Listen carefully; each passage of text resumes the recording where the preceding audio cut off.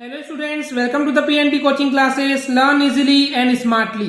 तो आज हम पढ़ने वाले हैं rules for making ray diagram by convex mirror. तो बेसिकली स्टूडेंट्स, पिछले वीडियो में हमने पढ़े थे कि कॉन्केव मिरर से रे डायग्राम बनाने के जो रूल्स थे वो अलग होते हैं और कॉन्वेक्स मिरर के लिए अलग होते हैं। हालांकि बहुत ज्यादा डिफरेंस नहीं होता है, बट चलिए one by one total 4 rules देखेंगे स्टूडेंट्स। बात करते हैं सबसे पहले रूल की। तो ये जो मिरर देख रहे हैं आप, इसको हम बोलते हैं कॉन्वेक्स मिरर, जहां पे जो पेंट है, जो कोडिंग की जाती है वो इनसाइड की जाती है। Inside part of the convex mirror, यानी कि इस साइड से कोडिंग हो जाएगी, पेंट हो जाएगा, तो और जो दूसरा साइड है वहां पे होगा रिफ्लेक्शन। ओके, तो देखिए बात करते हैं नंबर 1 रूल की, जहां पे अगर एक लाइट या रे ऑफ लाइट जो है अगर इस प्रिंसिपल एक्सिस के पैरेलल आती है तो उस केस में रिफ्लेक्शन के बाद ये हमको फोकस से आते हुए दिखाई देती है, अपीयर यानी कि दिखाई देना। ओके, तो सबसे पहली बात ये समझिए कि जैसे मान लीजिए ये एक रे आई, तो ये जो रे आई है यहाँ पे स्ट्राइक की और रिफ्लेक्शन के बाद इधर चले गई, राइट।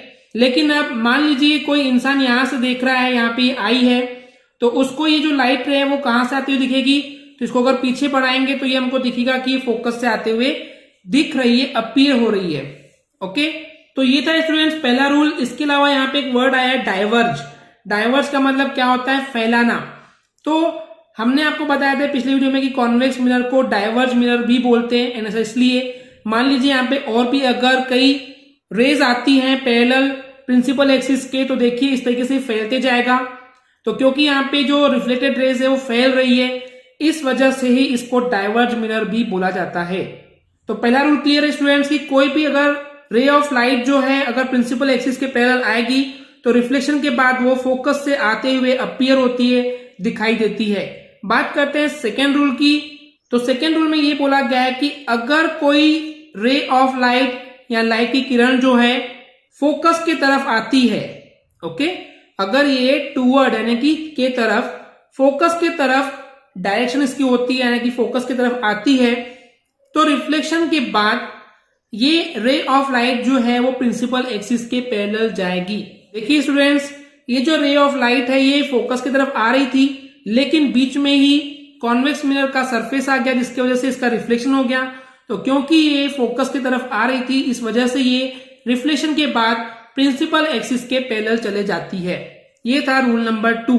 बात करते हैं रूल नंबर 3 की।